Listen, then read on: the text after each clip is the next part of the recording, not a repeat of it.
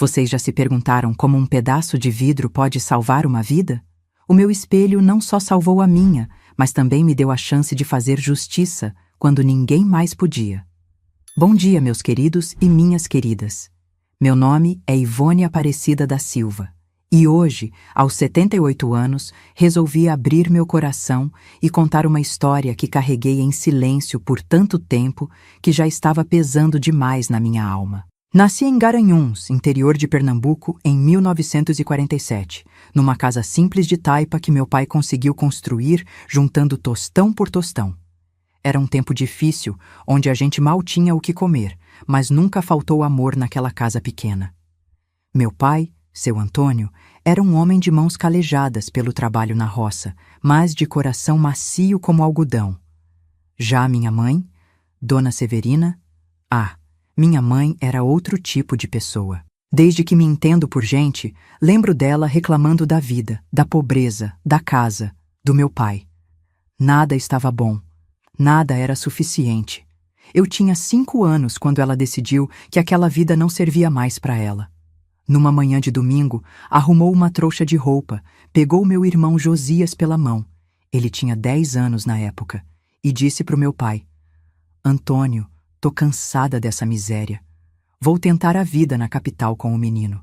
A menina fica contigo, não tenho condição de levar os dois. E assim, sem mais nem menos, minha mãe saiu da nossa vida.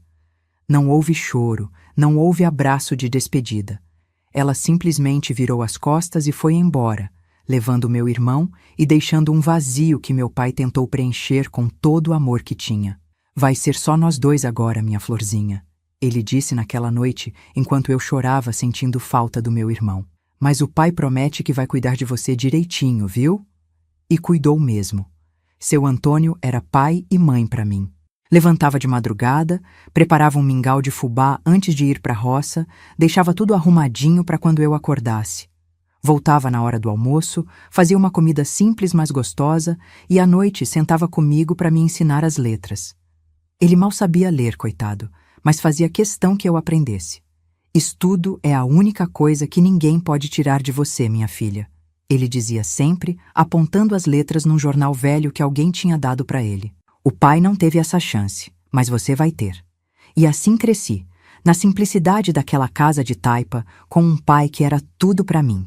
Quando completei 7 anos, ele conseguiu me matricular na escolinha do povoado. Era longe, eu andava quase 1 hora para chegar lá, mas ia feliz da vida com meu caderninho debaixo do braço, orgulhosa porque já sabia escrever meu nome, graças às aulas do meu pai. Da minha mãe e do meu irmão, não tínhamos notícia.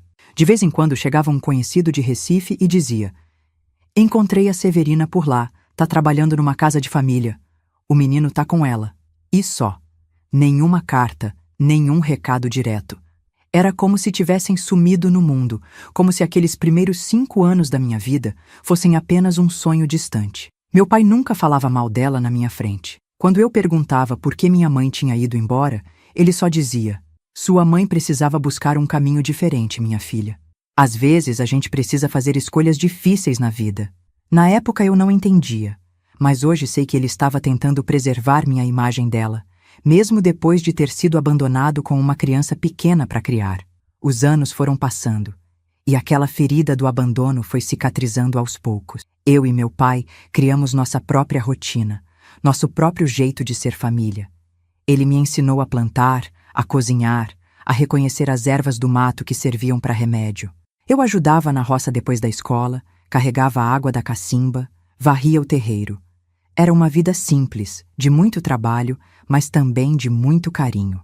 Quando completei 12 anos, meu pai conseguiu um emprego melhor na cidade, como servente de pedreiro. Saímos do sítio e fomos morar numa casinha de aluguel na periferia de Garanhuns. Era um luxo para nós. Tinha luz elétrica, água encanada, um banheiro de verdade. Me lembro até hoje da minha alegria ao acender uma lâmpada pela primeira vez, sem precisar da lamparina de querosene que tinha sido nossa companheira por tantos anos. Viu só, minha filha? As coisas estão melhorando para nós, meu pai dizia, orgulhoso por poder me dar um pouco mais de conforto. Agora você vai poder estudar numa escola melhor, vai ter mais oportunidades. E foi o que aconteceu. Entrei numa escola na cidade, fiz amizades, comecei a sonhar com um futuro diferente. Meu pai trabalhava duro, chegava em casa exausto, mas sempre tinha um sorriso para mim. Sempre perguntava como tinha sido meu dia, se eu tinha aprendido coisas novas. Eu crescia e ele envelhecia. As mãos cada vez mais calejadas, os cabelos embranquecendo, as costas curvando um pouquinho a cada ano de carregar peso nas construções. Mas nunca reclamava. Trabalho não mata ninguém, ele dizia. O que mata é a tristeza de não poder dar o melhor para os que a gente ama. Nossa vida seguia seu curso tranquilo, dentro do possível. Tínhamos pouco, mas era nosso, conquistado com honestidade. Eu estava com 16 anos, terminando o ginásio, quando começaram os problemas de saúde do meu pai. No começo eram só umas dores de barriga que ele disfarçava, dizendo que tinha comido algo que não tinha caído bem. Depois veio a perda de peso, o cansaço constante, o sangue nas fezes que ele tentava esconder de mim, mas que eu acabei descobrindo quando lavava suas roupas. Pai, o senhor precisa ir no médico, eu insistia, preocupada com aquela palidez, com o jeito que ele mal conseguia comer sem sentir dor. Isso passa, minha filha, ele teimava. É só uma inflamação no intestino, já tive outras vezes, mas não passou. Só piorou até o dia em que ele desmaiou no trabalho e foi levado às pressas para o hospital. O diagnóstico veio como um soco no estômago, câncer no intestino grosso, já em estágio avançado. O médico me chamou num canto e foi sincero. Menina, se prepare. Seu pai tem poucos meses de vida. Como contar para vocês o que senti naquele momento? Era como se o chão tivesse sumido debaixo dos meus pés, como se o mundo inteiro tivesse desabado sobre mim. Meu pai era tudo que eu tinha. Meu pai era minha família inteira. Como eu ia viver sem ele? Meus queridos, é tão difícil lembrar dessa época. Se você tá gostando da minha história, me dá uma forcinha e deixa um like aí embaixo. E me conta nos comentários de onde você tá me assistindo e qual o seu nome.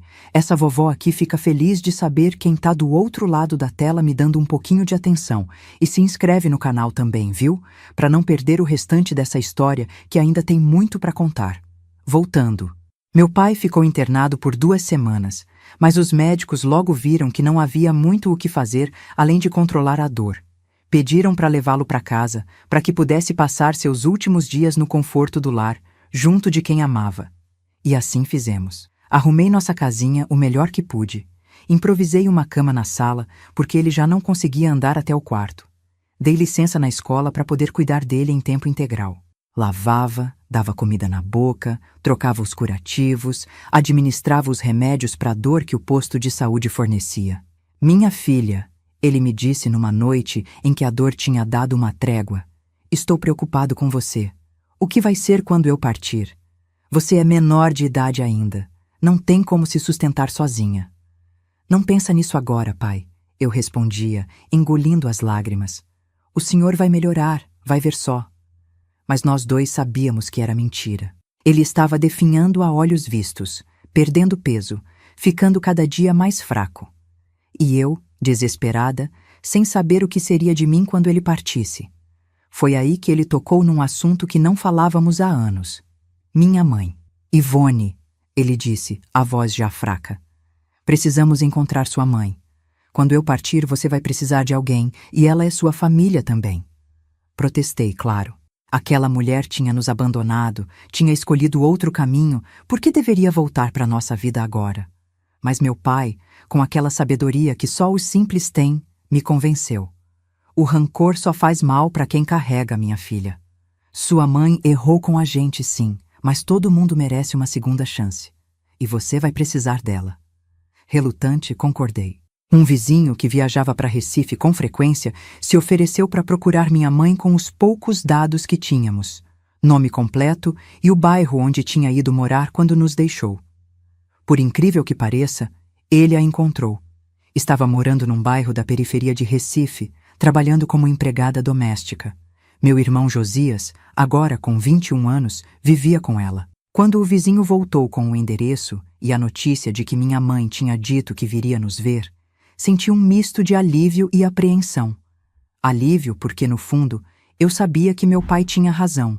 Eu precisaria de alguém quando ele partisse. Apreensão porque Bem, como seria reencontrar essa mulher que tinha escolhido me deixar para trás?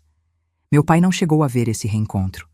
Numa madrugada fria de julho, enquanto eu cochilava na cadeira ao lado da cama improvisada, ele partiu. Silenciosamente, sem alarde, como tinha vivido a vida inteira. Quando acordei e toquei sua mão, já estava fria. Chorei abraçada àquele corpo magro que tinha sido meu porto seguro por tantos anos. Chorei até não ter mais lágrimas. Chorei por todas as coisas que ele não veria. Minha formatura, meu possível casamento, meus filhos que nunca conheceriam o avô maravilhoso que teriam tido. O enterro foi simples, como tudo na nossa vida. Os vizinhos ajudaram com o caixão, com as flores, com a comida depois da cerimônia. Eu estava em choque, funcionando no automático, incapaz de processar que agora estava realmente sozinha no mundo. Ou talvez não tão sozinha assim. Porque 3 dias depois do enterro, quando eu ainda estava perdida no meio da dor, sem saber o que fazer ou para onde ir, bateram na porta da nossa casinha. Era ela, minha mãe. Dona Severina, mais velha, mais gasta pela vida, mas com os mesmos olhos duros que eu lembrava da infância. E ao lado dela, um homem alto e magro que demorei a reconhecer como meu irmão Josias. Vim buscar você, ela disse, sem abraço, sem lágrimas pelo ex-marido que acabara de partir. Arrume suas coisas, você vai morar com a gente em Recife. Não tive força nem vontade de argumentar. O que mais eu poderia fazer? Tinha 16 anos, sem emprego, sem dinheiro, sem perspectiva. Juntei o pouco que tinha. Algumas roupas, os documentos, uma foto do meu pai, e segui aquela mulher quase desconhecida e aquele irmão que mal lembrava para uma vida nova na capital. Mal sabia eu que estava saindo do paraíso, que tinha sido a vida com meu pai, para entrar num inferno que mudaria meu destino para sempre. A viagem até Recife foi longa e silenciosa. Sentada naquele ônibus velho, com a trepidação constante e o cheiro de diesel me enjoando, eu olhava pela janela, as paisagens do agreste pernambucano passando, sentindo que cada quilômetro me afastava mais do único lugar que conheci como lar. Minha mãe e meu irmão quase não falaram comigo durante toda a viagem. De vez em quando, ela me olhava de lado, como se estivesse me avaliando, medindo, calculando alguma coisa que eu não conseguia entender. Tá magra demais, foi um dos poucos comentários que ela fez. Não perguntou se eu estava bem, não mencionou meu pai, não quis saber como tinham sido aqueles anos todos. Era como se eu fosse uma estranha que ela tinha sido obrigada a buscar, não uma filha que não via há mais de 10 anos. Chegamos em Recife já de noitinha. O calor úmido da cidade grande me sufocava depois de tanto tempo vivendo no clima mais ameno de Garanhuns. Pegamos um ônibus urbano lotado, depois caminhamos por vielas estreitas num bairro que mais tarde vinha a saber que se chamava Água Fria. Casas pequenas, amontoadas, com fios de eletricidade formando teias caóticas sobre nossas cabeças. Crianças correndo descalças, música alta saindo de alguns botecos, o cheiro de esgoto a céu aberto misturado com o aroma de comida frita. A casa da minha mãe era pequena, mas de alvenaria, o que já era um luxo naquela vizinhança. 2 cômodos apenas, uma sala que também servia de cozinha e um quarto. Não tinha banheiro dentro, apenas uma área nos fundos com um chuveiro improvisado e uma casinha com privada de fossa. Você vai dormir aqui na sala, ela disse, apontando para um colchão fino encostado num canto. Eu e seu irmão ficamos no quarto. Assenti, sem energia para questionar, ainda entorpecida pela dor da perda do meu pai, pela mudança brusca, pelo futuro incerto que se desenhava à minha frente. Coloquei minha pequena trouxa de roupas num canto, me sentei no colchão e fiquei ali, olhando para o nada, perdida em pensamentos sobre como minha vida tinha virado de cabeça para baixo em tão pouco tempo. Minha mãe preparou uma janta simples: arroz, feijão e um ovo frito. Comemos em silêncio, apenas o barulho dos talheres contra os pratos enchendo aquele espaço desconfortável. Depois de comer, ela e Josias foram para o quarto, fecharam a porta e eu fiquei sozinha na sala, deitada naquele colchão fino, olhando para o teto descascado, as lágrimas escorrendo silenciosas pelo canto dos olhos. Pai, sussurrei no escuro, como vou aguentar isso sem o Senhor? Os primeiros dias naquela casa foram estranhos, como se eu estivesse vivendo a vida de outra pessoa. Minha mãe saía cedo para o trabalho na casa de família, onde era empregada. Josias também saía, mas eu não sabia direito para onde. Às vezes dizia que ia procurar trabalho, outras vezes falava algo sobre resolver uns negócios. Eu ficava sozinha na casa, responsável por limpar, lavar roupa, preparar a janta para quando eles voltassem. No terceiro dia, minha mãe chegou com uma notícia que no momento pareceu positiva. Falei com minha patroa e ela aceitou você lá em casa também, para ajudar na faxina pesada. Não é todo dia, só quando precisar mesmo, mas já é um dinheirinho entrando. Agradeci, genuinamente grata pela oportunidade. Talvez as coisas não fossem tão ruins quanto pareciam. Talvez, com o tempo, pudéssemos construir algum tipo de relação, mesmo que tardia. Talvez ela tivesse mudado ao longo dos anos, se arrependido de ter nos deixado, e agora estava tentando compensar do jeito que podia. Como eu estava enganada. O trabalho na casa da patroa dela era exaustivo. Era uma mansão enorme no bairro de Boa Viagem, com tantos quartos e banheiros que eu perdia a conta. Me colocavam para limpar tudo que era mais difícil, esfregar pisos de joelhos, limpar janelas em alturas perigosas, carregar trouxas pesadas de roupa. Chegava em casa acabada, com as mãos em carne viva dos produtos químicos, as costas doendo, os joelhos esfolados. O pior é que mal via o dinheiro que ganhava. Minha mãe recebia tudo diretamente da patroa e me dava apenas alguns trocados, dizendo que o resto era para ajudar nas despesas da casa. Não tinha como questionar. Afinal, onde mais eu iria morar? O que mais poderia fazer com 16 anos, sem estudo completo, sem conhecer ninguém na cidade grande? Mesmo com todo o cansaço, eu ainda tentava manter vivo o sonho de continuar estudando. Meu pai tinha me ensinado o valor da educação, e eu não queria desistir disso. Quando comentei sobre procurar uma escola noturna para terminar o ginásio, minha mãe soltou uma risada seca. Estudo? Pra quê? Para ficar metida a importante que nem seu pai, sempre com a cabeça nas nuvens? De que adiantou todo aquele papo de educação? Morreu pobre do mesmo jeito, sem deixar nada para você. Aquelas palavras me feriram mais que qualquer tapa. Meu pai tinha se sacrificado a vida toda por mim. Tinha me dado o melhor que podia com o pouco que tinha. Ouvir ela falar dele daquele jeito despertou uma raiva que eu nem sabia que existia dentro de mim. Não fala assim dele, respondi, a voz tremendo. Meu pai foi um homem bom, trabalhador, honesto. Se ele não deixou bens materiais, deixou valores que valem muito mais. O tapa veio rápido, estalando forte na minha bochecha, me pegando de surpresa. Minha mãe nunca tinha me batido antes, simplesmente porque não estava presente na minha criação. Aquela foi a primeira vez, mas estava longe de ser a última. Aqui você não responde, menina. Aqui você abaixa a cabeça e obedece. Tá comendo do meu, tá dormindo debaixo do meu teto, então segue minhas regras. Engoli o choro, engoli a revolta, engoli a saudade dilacerante do meu pai.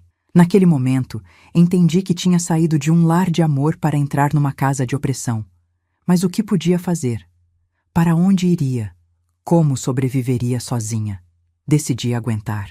Aguentar até juntar dinheiro suficiente para sair dali, até ter idade suficiente para me virar sozinha, até encontrar uma saída daquele pesadelo que mal tinha começado. Os dias foram se arrastando, cada um igual ao anterior. Acordar cedo, trabalhar na casa da patroa quando chamavam, cuidar da casa da minha mãe quando não, cozinhar, lavar, passar, dormir exausta naquele colchão fino na sala, sonhar com meu pai, acordar chorando no meio da noite. Josias quase não falava comigo. Era como se fôssemos dois estranhos dividindo o mesmo espaço, não irmãos de sangue. Ele entrava e saía a qualquer hora. Às vezes trazia amigos, bebia, fumava, me olhava de um jeito que me deixava desconfortável. Foi num domingo, quando completava exatamente 1 mês da morte do meu pai, que notei algo diferente no ar. Minha mãe, que normalmente saía mesmo nos fins de semana para fazer faxinas extras, disse que ficaria em casa. Josias também estava lá, com aquele olhar estranho que eu tinha aprendido a temer.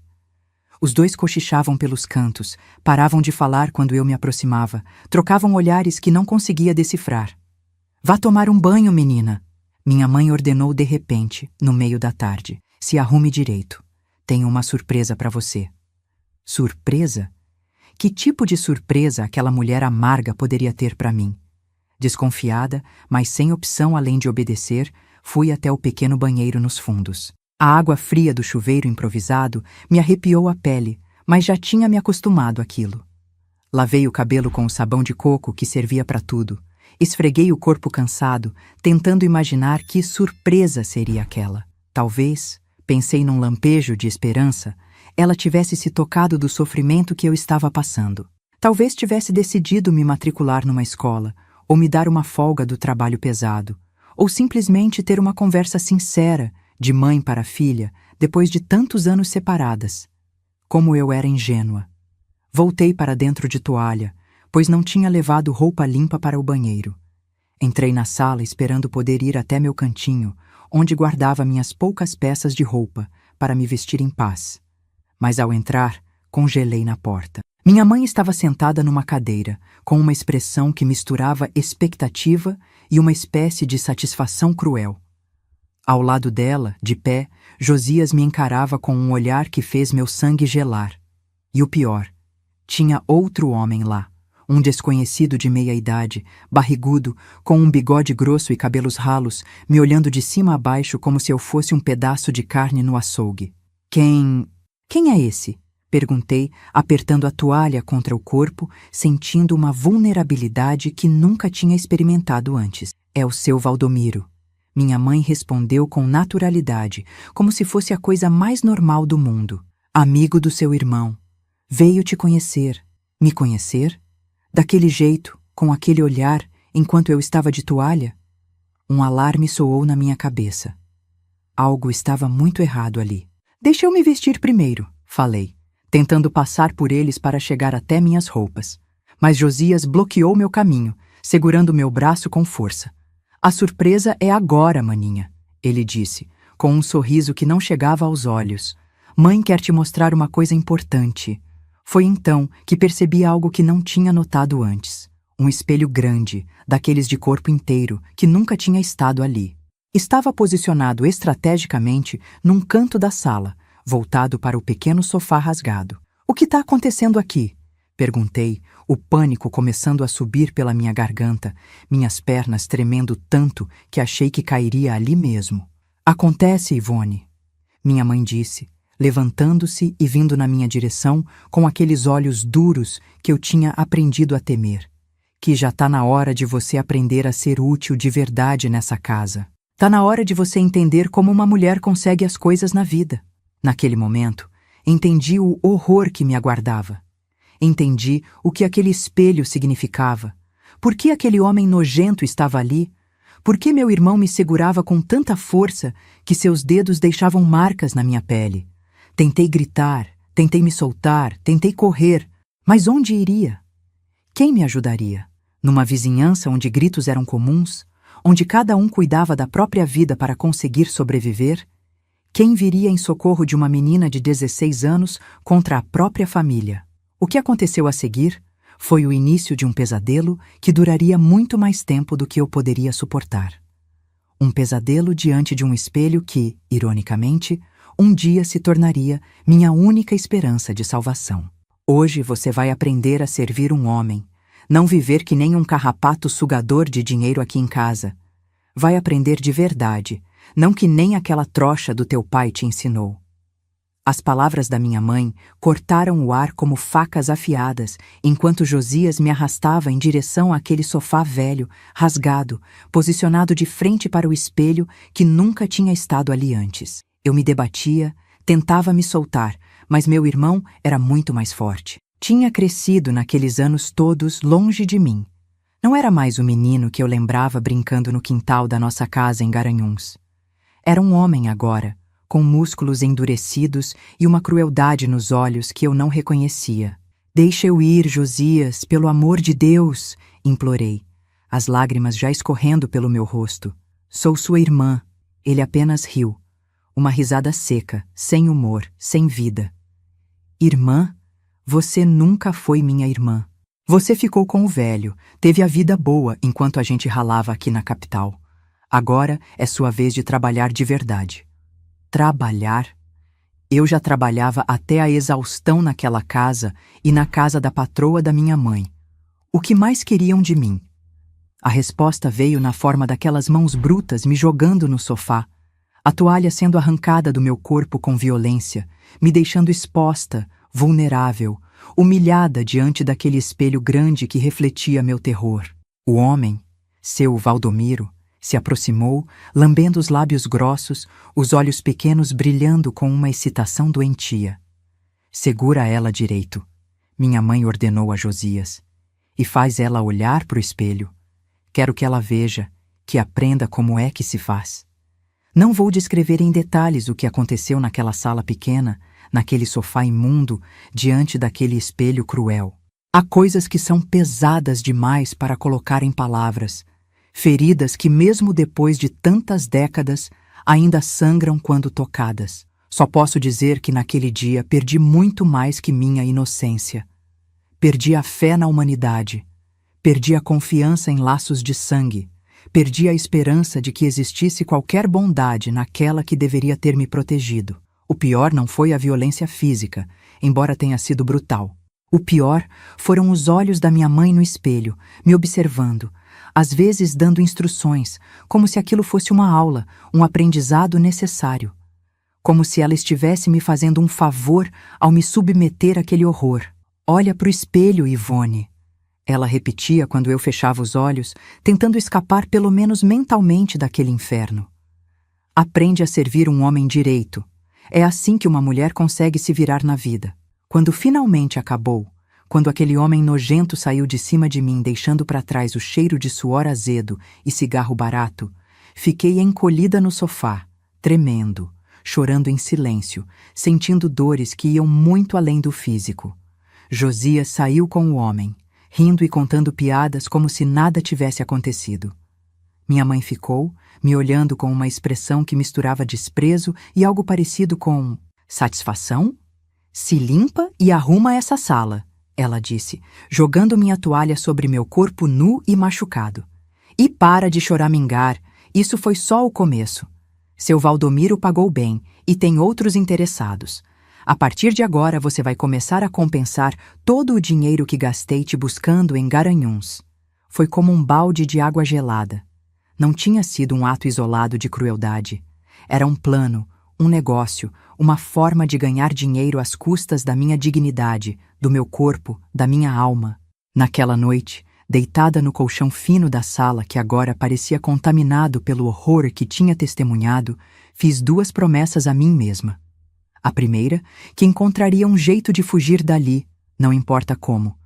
A segunda, que um dia, de alguma forma, faria justiça pelo que tinham feito comigo. Mas fugir não seria fácil.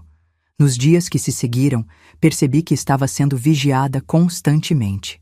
Se não era minha mãe, era Josias, sempre por perto, sempre me observando. Não me deixavam sair sozinha, não me deixavam falar com ninguém, além do estritamente necessário. Eu tinha virado prisioneira naquela casa que já era uma prisão desde o primeiro dia. E o pesadelo continuou. A cada poucos dias, um homem diferente aparecia. Alguns velhos, outros mais jovens. Alguns fingiam gentileza, outros nem se davam ao trabalho de disfarçar a brutalidade. Todos pagavam. Não a mim, claro, mas a minha mãe, que administrava aquele negócio macabro com a eficiência de uma empresária experiente. E sempre, sempre o espelho. Sempre a ordem para olhar, para ver, para aprender.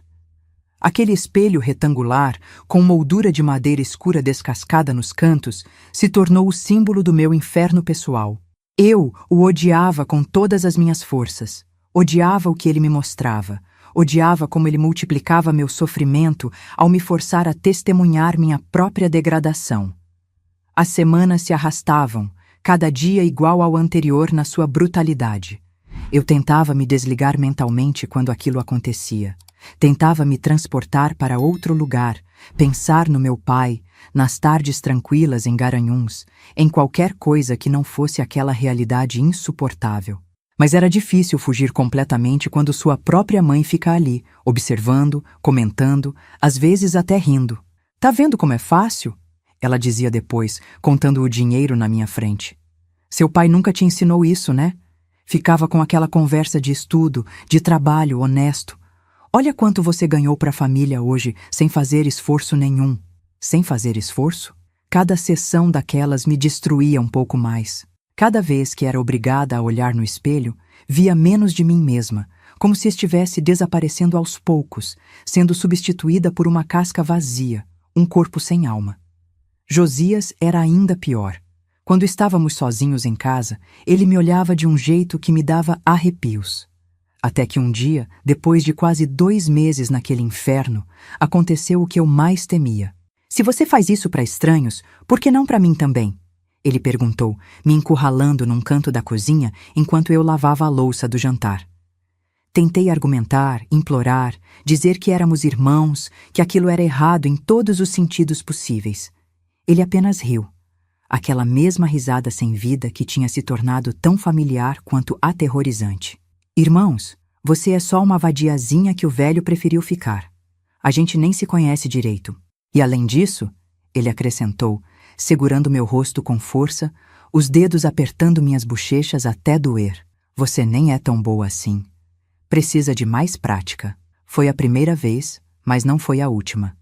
Meu próprio irmão, sangue do meu sangue, se juntou ao desfile de monstros que passavam por aquela casa. E ele era pior que todos, porque conhecia meus pontos fracos, sabia exatamente como me machucar mais, como me humilhar mais profundamente. E sempre, sempre na frente do espelho. "Para você aprender a melhorar", ele dizia, me forçando a olhar meu próprio reflexo enquanto me violentava. "Mãe tá certa, você precisa ver para aprender." A certa altura, começaram a me dar bebida antes das sessões. Cachaça barata que queimava minha garganta e embaçava meus sentidos. No começo, eu resistia. Não queria perder o controle, não queria facilitar as coisas para eles. Mas com o tempo, passei a aceitar, até a desejar aquele entorpecimento temporário. Era a única forma de suportar, de me desligar pelo menos um pouco daquela realidade insuportável. Foi durante uma dessas noites embriagadas que tive uma epifania. Estava deitada no sofá, sozinha pela primeira vez em muitas horas, olhando fixamente para aquele espelho que tanto odiava. O álcool tinha deixado minha mente nebulosa, mas de alguma forma também mais clara em certos aspectos. Olhando para meu próprio reflexo, olhos opacos, rosto magro, expressão vazia, pensei: e se esse espelho, que tem sido minha maldição, pudesse virar minha salvação?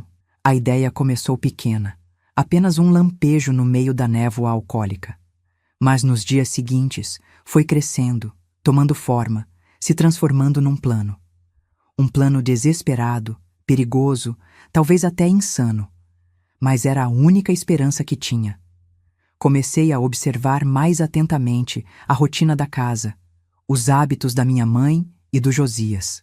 Notei que nas terças-feiras ela ficava até mais tarde na casa da patroa, e que às quintas Josias costumava sair com amigos e só voltar de madrugada. Percebi também que o dinheiro, aquele dinheiro sujo que eles ganhavam às custas da minha dignidade, era guardado numa lata de biscoitos velha, escondida embaixo do colchão no quarto deles. Lentamente, cuidadosamente, fui montando meu plano. Precisava ser paciente, esperar o momento certo, não levantar suspeitas. Era difícil manter a sanidade enquanto os abusos continuavam, quase diários agora. Mas aquela pequena semente de esperança, aquela possibilidade de fuga e justiça, me dava forças para aguentar mais um dia, e mais um, e mais um. Um mês depois da minha epifania, quando já estava há quase 4 meses naquele inferno, surgiu uma oportunidade. Minha mãe anunciou que no dia seguinte iria viajar para o interior com a patroa para ajudar numa festa na casa de praia da família. Ficaria fora por 3 dias. "Josias vai ficar de olho em você", ela disse, me encarando com aqueles olhos duros que nunca demonstraram um pingo de amor maternal. "E tem cliente marcado para sexta à noite. Um homem importante que paga bem. Não quero que você estrague isso." Assenti obedientemente, de cabeça baixa, escondendo a faísca de esperança que aquela notícia tinha acendido. 3 dias. Minha mãe ficaria fora por 3 dias.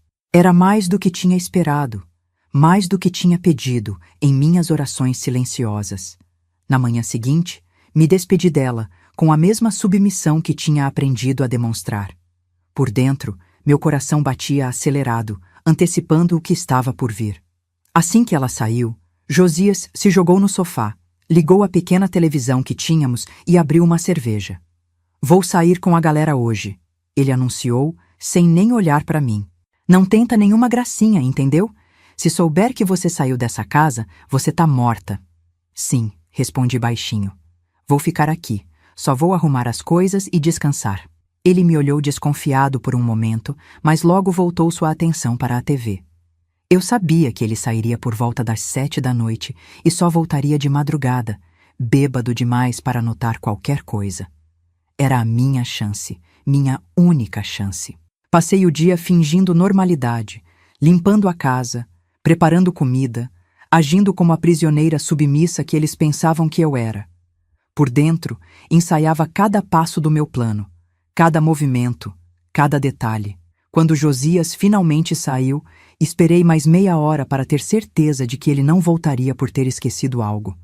Então, com as mãos tremendo de nervosismo e adrenalina, comecei a agir. Primeiro, fui até o quarto deles. Levantei o colchão e encontrei a lata de biscoitos.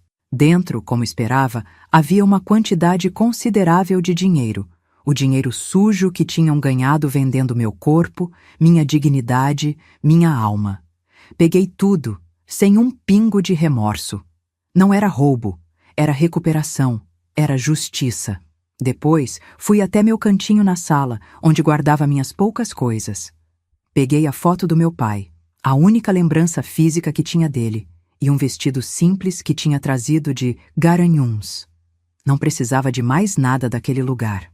Queria deixar tudo para trás, inclusive as memórias. Finalmente, fui até ele, o espelho. Aquele objeto que tinha sido testemunha silencioso do meu inferno pessoal por tantos meses.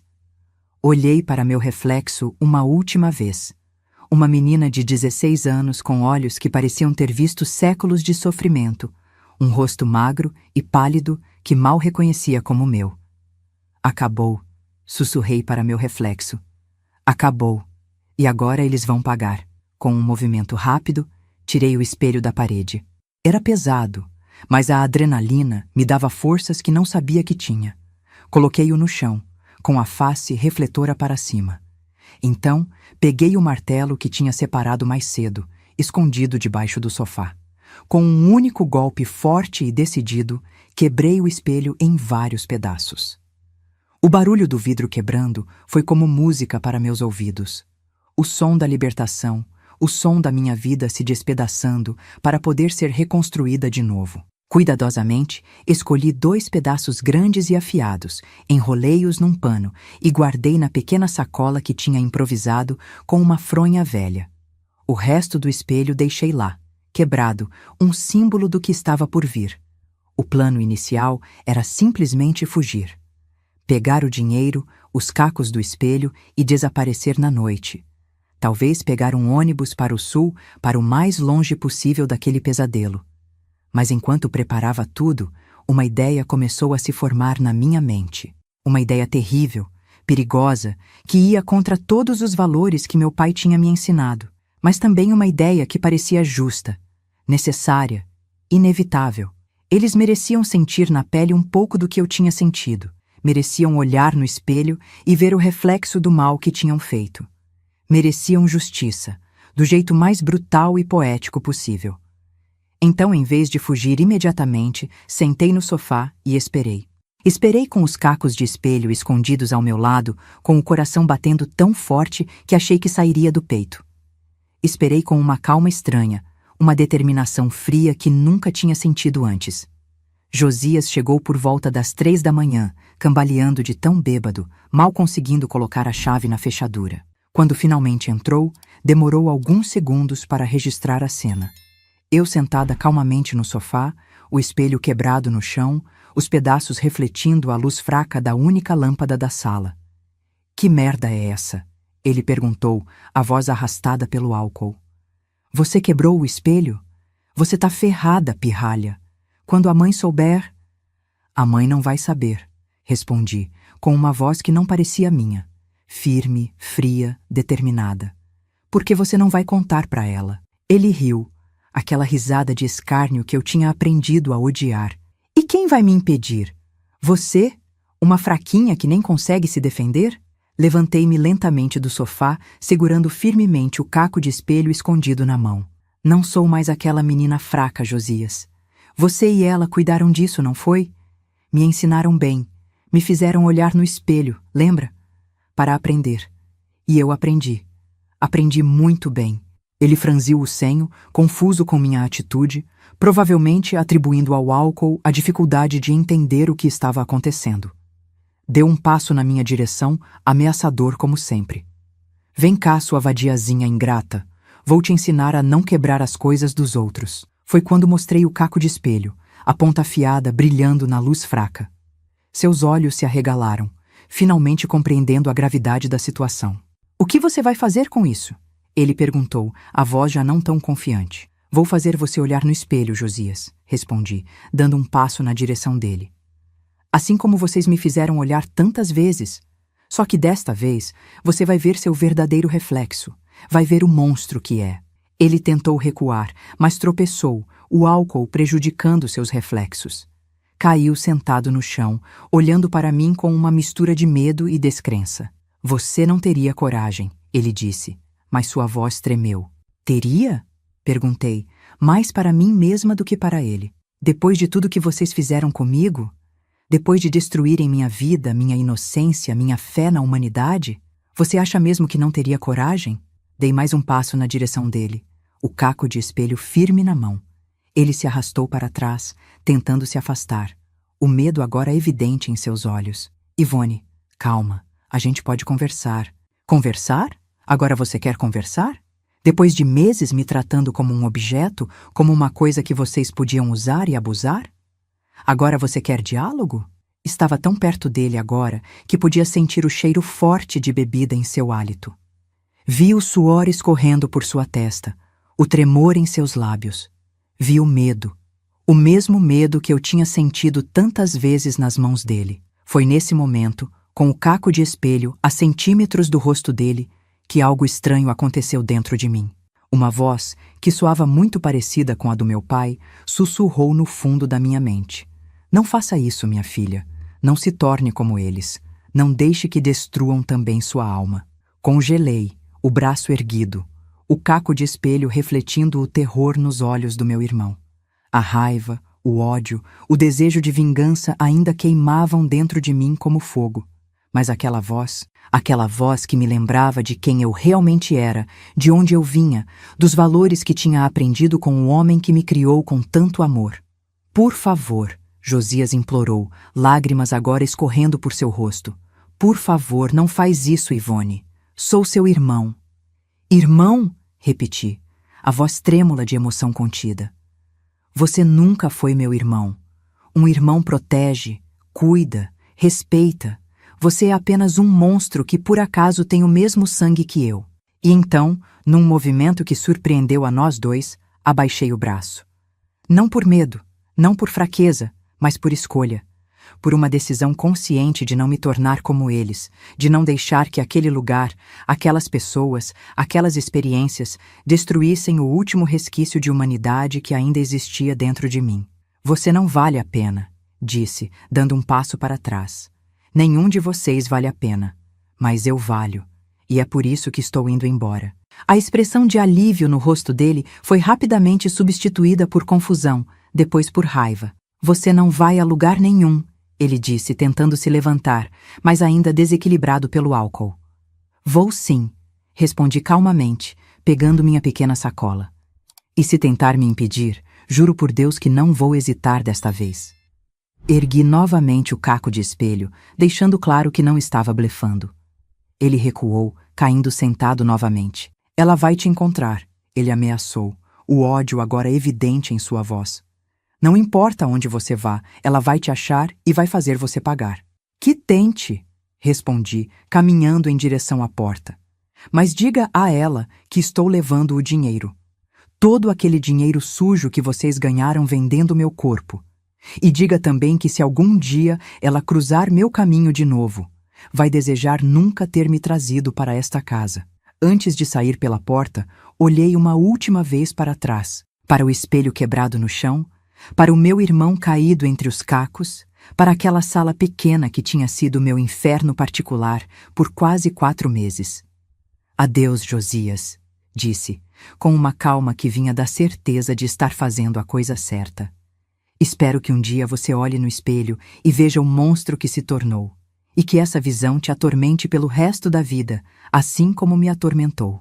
Com essas palavras, saí para a noite. Saí para a liberdade, para um futuro incerto, mas que não poderia ser pior do que o passado que estava deixando para trás. Saí carregando comigo apenas uma foto do meu pai, o dinheiro da minha justiça pessoal e 2 cacos de espelho cuidadosamente embrulhados, não como armas, mas como lembretes. Lembretes do que tinha sobrevivido, do que tinha superado e da escolha que tinha feito de não me tornar como eles. A noite estava escura, as ruas desertas àquela hora.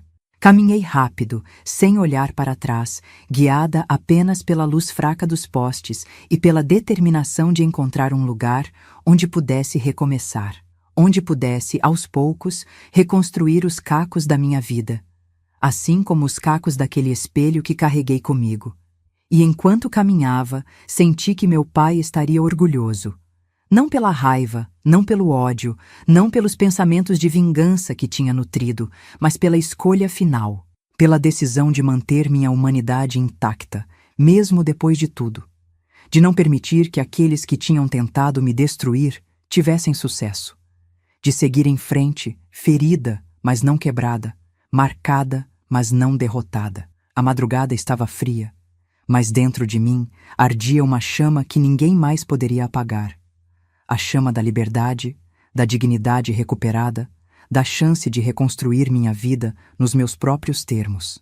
E foi assim, com 16 anos, uma sacola improvisada e cicatrizes invisíveis que nunca se curariam completamente, que dei o primeiro passo em direção a um futuro que, naquele momento, não podia nem imaginar como seria. A rodoviária do Recife estava praticamente vazia àquela hora da madrugada. Apenas alguns viajantes sonolentos, motoristas de ônibus tomando café forte, e eu, uma menina de 16 anos com olhos assustados e uma sacola improvisada contendo tudo o que me restava no mundo. Comprei uma passagem para o primeiro ônibus que sairia dali, sem me importar para onde ia. Só queria distância. Queria colocar o máximo de quilômetros possível entre mim e aquele pesadelo. O destino no bilhete dizia Salvador.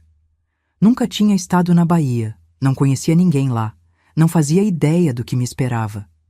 Mas qualquer coisa seria melhor que ficar em Recife, onde a qualquer momento minha mãe e Josias poderiam me encontrar e me arrastar de volta para aquele inferno.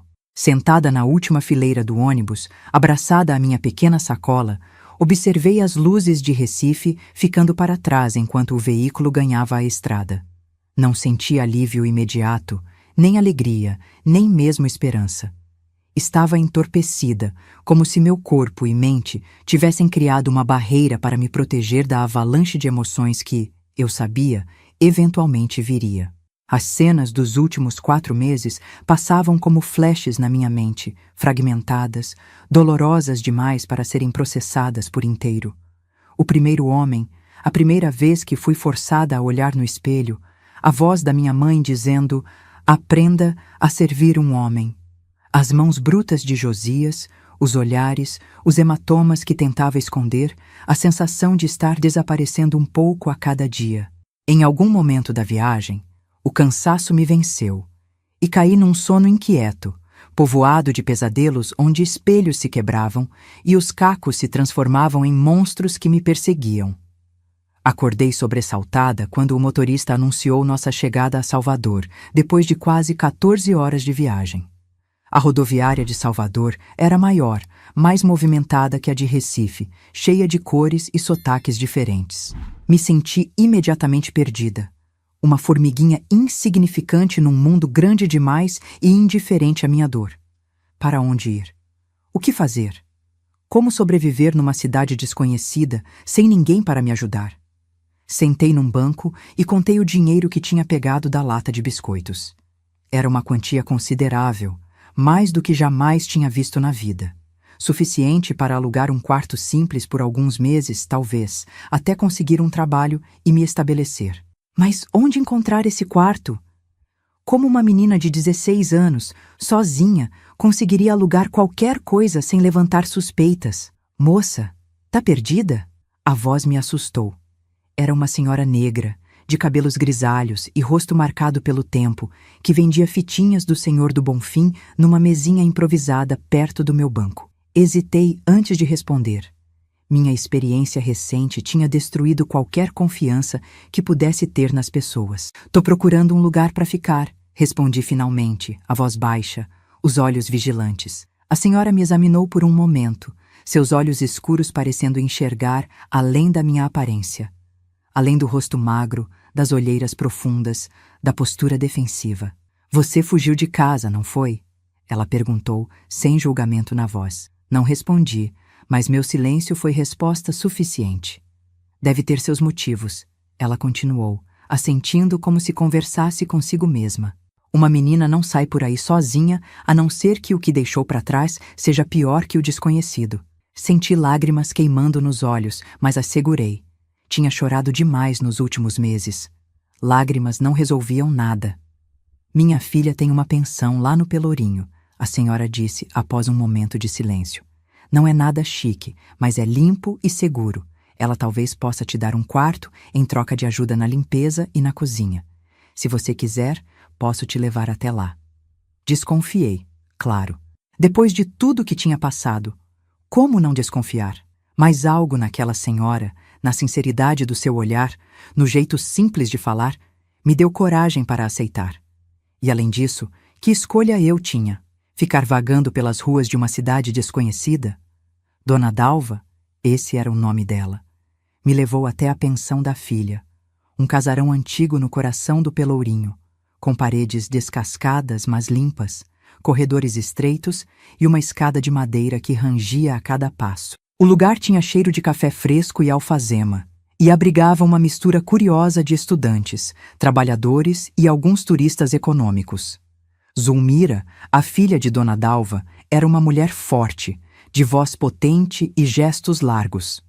Ouviu a história que inventei, que meus pais tinham morrido e eu tinha vindo para Salvador procurar trabalho, com um olhar que dizia claramente que não acreditava em uma palavra, mas não ia me pressionar. "Tem um quartinho nos fundos", ela disse, me mostrando um espaço pequeno, mas limpo, com uma cama estreita, um armário velho e uma janela que dava para um pátio interno. "Você pode ficar aqui em troca de ajuda na limpeza e na cozinha, como minha mãe falou. E vou te pagar um pequeno salário também, para você ter seu dinheiro. Mas nada de confusão, entendeu? Esta é uma casa de respeito." Aceitei imediatamente, grata pela oportunidade, pela gentileza inesperada, pela chance de recomeçar. Naquela mesma noite, deitada na cama estreita do meu novo quarto, permiti que as lágrimas finalmente caíssem. Não eram só lágrimas de tristeza ou trauma, embora houvesse muito disso, mas também de alívio. Alívio por ter escapado, por estar longe deles, por ter encontrado um lugar seguro para ficar, pelo menos por enquanto. Mas escapar fisicamente era apenas o começo. Os pesadelos continuavam, quase todas as noites. Acordava gritando, suando frio, revivendo as cenas de horror diante daquele espelho maldito. Durante o dia, qualquer toque inesperado, qualquer movimento brusco de algum hóspede do sexo masculino me fazia entrar em pânico. Tinha ataques de choro sem motivo aparente, momentos em que meu corpo inteiro tremia sem controle. Zulmira notou, claro. Depois de algumas semanas, quando já tinha ganhado um pouco da minha confiança, ela se sentou comigo na pequena cozinha da pensão, tarde da noite, quando todos já tinham se recolhido. "Menina", ela disse, servindo um chá de ervas que tinha preparado, "não sei o que aconteceu com você antes de chegar aqui, e não vou perguntar se você não quiser contar. Mas seja o que for, tá comendo você por dentro. E se não botar pra fora de algum jeito, vai acabar te destruindo. Olhei para aquela mulher forte, para aqueles olhos que não mostravam pena, mas compreensão. E algo dentro de mim, uma represa de emoções contidas, simplesmente rompeu. As palavras começaram a sair, hesitantes no começo, depois num fluxo impossível de conter. Contei tudo, sobre meu pai, sobre sua morte, sobre a ida para a casa da minha mãe em Recife. Contei sobre o negócio que ela e Josias tinham montado às custas da minha dignidade, sobre os homens, sobre o espelho, sobre o horror de ser forçada a assistir à própria degradação. Zulmira ouviu tudo em silêncio, apenas segurando minhas mãos quando as lágrimas me impediam de continuar. Quando finalmente terminei, exausta e vazia, ela me abraçou. O primeiro abraço genuíno que recebia desde a morte do meu pai. Você é mais forte do que pensa, menina, ela disse, sua voz grave de emoção contida. Sobreviveu ao pior tipo de traição, a da própria família. E ainda teve a coragem de fugir, de buscar algo melhor para si mesma. Isso é força, sabe? Uma força que poucos têm. Aquelas palavras, ditas com tanta convicção, plantaram uma pequena semente de esperança dentro de mim. Talvez ela tivesse razão. Talvez houvesse força em sobreviver, em continuar, em não permitir que me destruíssem completamente. Nos meses que se seguiram, trabalhei duro na pensão, limpando quartos, ajudando na cozinha, aprendendo a administrar o pequeno negócio. Zulmira se tornou mais que uma patroa, tornou-se uma mentora, uma amiga, uma figura materna que nunca tinha tido.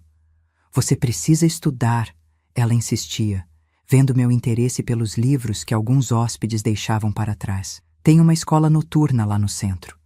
Vou falar com o diretor, um velho amigo. Você pode terminar seus estudos lá. A ideia me assustou no início.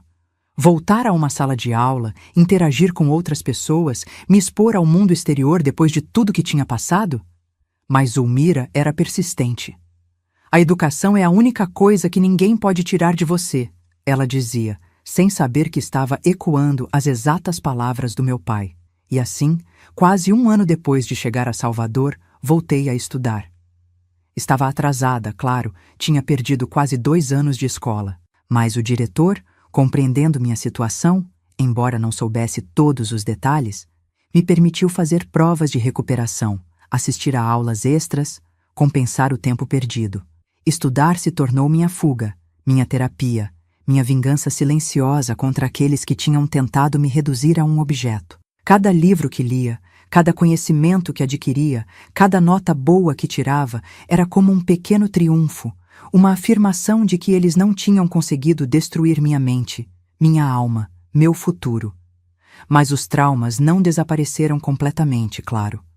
Continuavam lá, escondidos nas sombras da minha mente, emergindo nos momentos mais inesperados. Qualquer sugestão romântica, qualquer aproximação mais íntima me causava pânico imediato. Tive alguns amigos na escola, mas mantinha todos a uma distância segura, incapaz de confiar completamente, incapaz de me abrir novamente. O único objeto pessoal que tinha trazido comigo, além da foto do meu pai, eram aqueles 2 cacos do espelho. Guardava-os numa pequena caixa debaixo da minha cama. E às vezes, nas noites em que os pesadelos eram piores, os pegava e olhava para meu reflexo fragmentado naquelas superfícies afiadas. Não como autopunição, mas como lembrete. Lembrete do que tinha sobrevivido, do que tinha superado, da escolha que tinha feito de não me tornar como eles. Terminei o ensino médio com notas excelentes, destacando-me especialmente em literatura e história. Zulmira, orgulhosa como se fosse minha mãe biológica, insistiu que eu deveria tentar a universidade. Você tem potencial, menina, ela dizia, enquanto preparávamos juntas o jantar na cozinha da pensão. Não pode ficar aqui para sempre, limpando quartos e lavando pratos. Precisa alçar voos mais altos. Prestei vestibular para a Universidade Federal da Bahia, para o curso de letras. Estudei como nunca antes, aproveitando cada momento livre entre minhas tarefas na pensão. E quando a lista de aprovados saiu, lá estava meu nome. Ivone Aparecida da Silva. Aprovada em 12º lugar. Chorei ao ver aquela lista. Chorei abraçada a Zulmira e Dona Dalva. Chorei pensando no meu pai e em como ele teria ficado orgulhoso. Era mais que uma vaga na universidade. Era uma prova de que tinha conseguido, de que tinha sobrevivido, de que tinha um futuro pela frente, apesar de tudo. Conciliar os estudos universitários com o trabalho na pensão não foi fácil. As noites eram curtas, o cansaço constante, as dificuldades inúmeras. Mas cada obstáculo superado me fortalecia um pouco mais. Me afastava um pouco mais daquela menina quebrada que tinha chegado a Salvador numa madrugada de desespero. Foi na universidade que conheci Eliana, uma professora de literatura brasileira que se tornaria uma influência decisiva na minha vida. Era uma mulher forte, independente, com uma inteligência afiada e uma sensibilidade rara. Percebeu meu interesse pela literatura, minha dedicação aos estudos, mas também notou as cicatrizes invisíveis que carregava. Você escreve bem, Ivone, ela disse um dia, depois de ler um trabalho que eu tinha feito sobre Clarice Lispector. Já pensou em colocar suas experiências no papel? Às vezes, transformar a dor em arte é a melhor forma de exorcizá-la. A sugestão ficou ecoando na minha mente por dias. Escrever sobre o que tinha vivido? Expor aquelas feridas ainda tão sensíveis? Não sabia se teria coragem, se conseguiria reviver tudo aquilo, mesmo que fosse através das palavras. Mas uma noite, depois de um pesadelo particularmente vívido, peguei um caderno velho e comecei a escrever. As palavras saíam com dificuldade no começo, tropeçando umas nas outras, insuficientes para expressar o horror do que tinha vivido. Mas aos poucos, como um rio represado que finalmente encontra uma abertura, começaram a fluir. Escrevi sobre meu pai, sobre nossa vida simples mas feliz em Garanhuns. Escrevi sobre sua morte, sobre a ida para Recife, sobre o inferno que encontrei na casa da minha mãe e meu irmão. Escrevi sobre o espelho, sobre os homens, sobre a degradação diária, sobre o plano de fuga, sobre a decisão de não me tornar como eles. Escrevi sobre a chegada a Salvador, sobre Dona Dalva e Zulmira, sobre o recomeço difícil, mas possível. Quando terminei, era quase manhã. Tinha enchido páginas e páginas com minha história, tinha chorado e tremido e quase desistido várias vezes. Mas tinha conseguido. Tinha transformado aquele horror em palavras, tinha dado forma e nome aos meus monstros. Relutante, mostrei o texto para Eliana na semana seguinte. Ela leu em silêncio, o rosto sério, os olhos às vezes marejando. Quando terminou, me olhou com uma mistura de admiração e compaixão. Isso não pode ficar guardado numa gaveta, Ivone, ela disse. É poderoso demais, importante demais. Pode ajudar outras mulheres que passaram por situações semelhantes a se sentirem menos sozinhas, menos culpadas, menos envergonhadas. A ideia de publicar minha história, de expô-la ao mundo, me aterrorizava. E se minha mãe e Josias lessem? E se me encontrassem depois de tantos anos? E se as pessoas me julgassem, me culpassem, não acreditassem em mim? Você pode usar um pseudônimo, Eliana sugeriu, percebendo meu medo. Pode mudar alguns detalhes, os nomes, os lugares. O importante é a essência, a verdade emocional do que viveu. Pensei muito sobre isso. Por semanas, meses, ponderei os riscos e os benefícios. Até que um dia, lendo o jornal na pequena biblioteca da universidade, vi uma notícia que gelou meu sangue.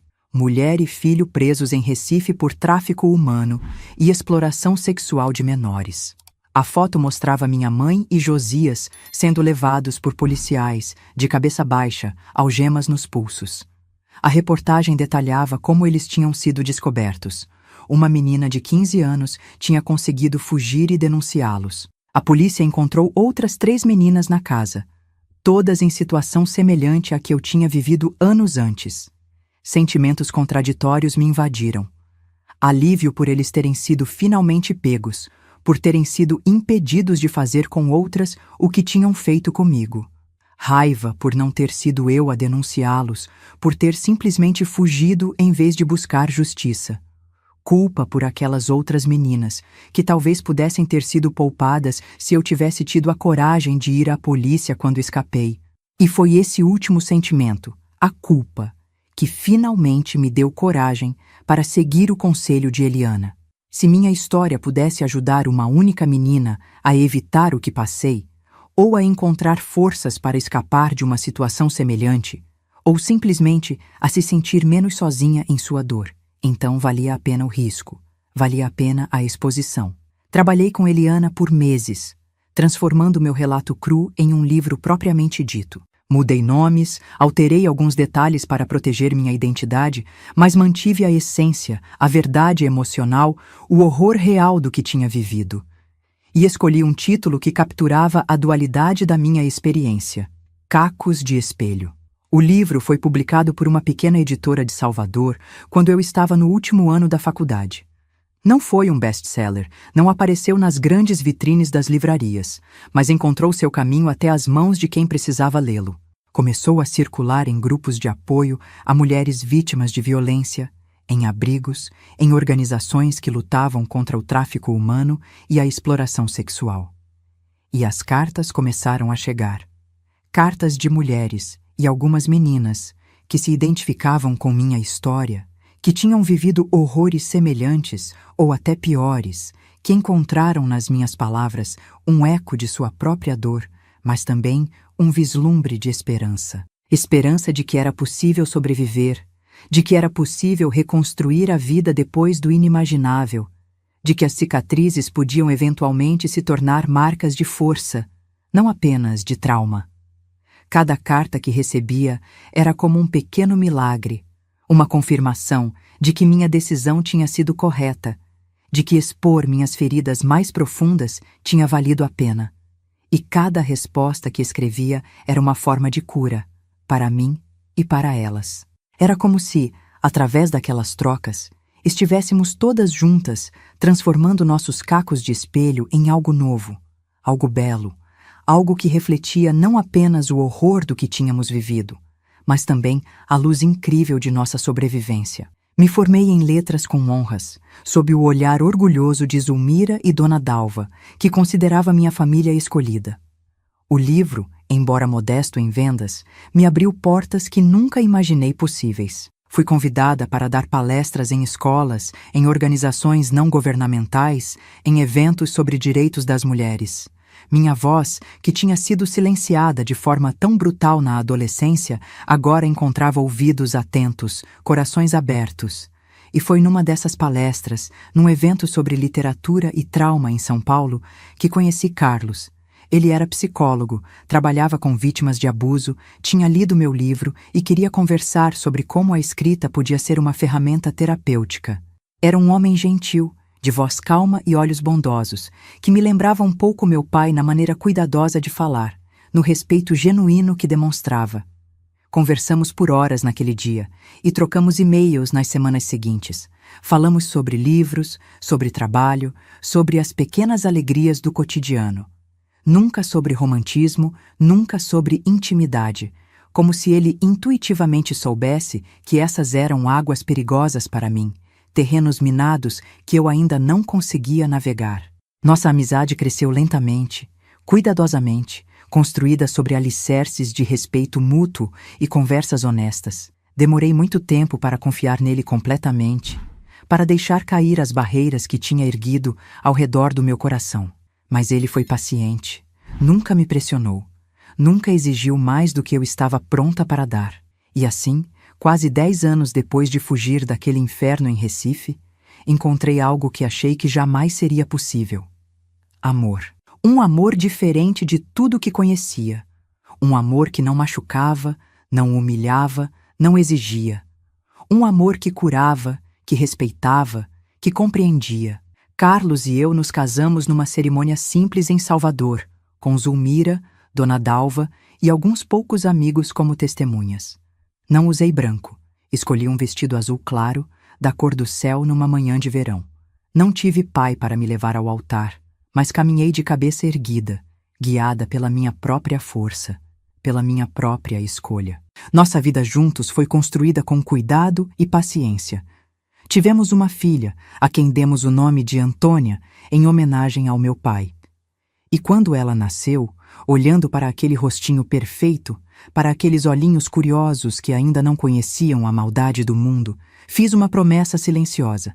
Ela nunca, jamais, conheceria o tipo de horror que eu tinha conhecido. Seria protegida, amada, respeitada. Saberia desde o início o seu valor, a sua força, o seu direito a uma vida digna.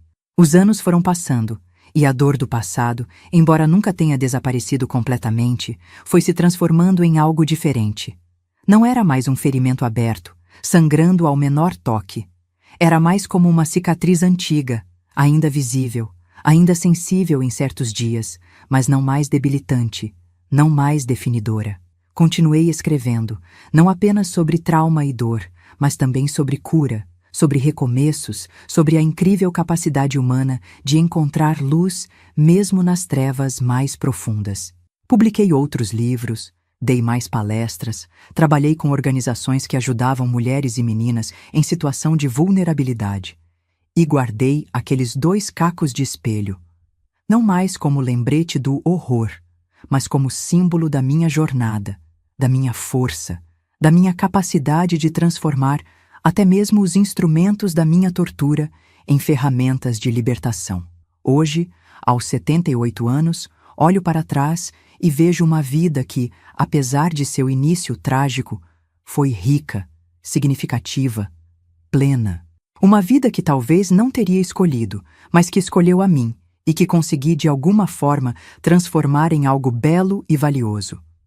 Carlos se foi há 5 anos, levado por um câncer que não deu chances. Mas me deixou com memórias doces, com o amor de nossa filha e nossos 3 netos, com a certeza de que nem tudo no mundo é escuridão, de que nem todos os homens são monstros, de que é possível confiar, amar, ser feliz mesmo depois do inimaginável. Minha filha não sabe de tudo. Conhece partes da minha história, mas poupei-a dos detalhes mais cruéis. Talvez um dia, quando estiver pronta, contarei a ela o resto. Ou talvez deixe que leia estas palavras depois que eu partir, quando já não estiver aqui para ver a dor em seus olhos, o horror em seu rosto ao descobrir o que sua mãe viveu. Por enquanto, me contento em ser apenas a vovó Ivone, com rugas no rosto e histórias para contar. A vovó que faz o melhor bolo de fubá da Bahia, que conta as melhores histórias na hora de dormir, que ensina os netos a valorizarem a educação, o respeito, a bondade. E às vezes, quando estou sozinha, pego aqueles cacos de espelho da pequena caixa onde os guardo há mais de 6 décadas. Olho para meu reflexo fragmentado naquelas superfícies e vejo não apenas a menina aterrorizada que fui um dia, mas também a mulher forte em que me tornei. Vejo os cacos da minha vida, que de alguma forma misteriosa e bela consegui juntar novamente. Não numa superfície perfeita e sem falhas, mas num mosaico único e valioso, feito de dor e cura, de trauma e superação, de escuridão e luz. E é isso que quero que vocês levem desta história, meus queridos. Que não importa o quão quebrados estejamos, sempre é possível juntar os cacos. Que não importa a escuridão que enfrentamos, sempre existe a possibilidade de luz. Que não importa quem tentou nos definir através da crueldade, sempre temos o poder de redefinir a nós mesmos através da nossa própria força. Ah, meus queridos, se vocês chegaram até aqui nessa história tão difícil de contar, quero agradecer do fundo do meu coração pelo carinho e atenção. Se gostaram da minha história, por favor, deixem um like aí embaixo e se inscrevam no canal para acompanhar mais histórias de vovós como eu, que carregam marcas profundas, mas também muita sabedoria para compartilhar. E não esqueçam de entrar no nosso grupo de WhatsApp. O link está na descrição do vídeo. Lá compartilhamos todos os dias histórias reais de outras vovós, mulheres que, como eu, transformaram dor em força e encontraram maneiras de seguir em frente mesmo depois das piores tempestades. Quem sabe você não encontra um pouquinho de si mesmo ou de alguém que conhece nessas histórias? Obrigada por me ouvirem.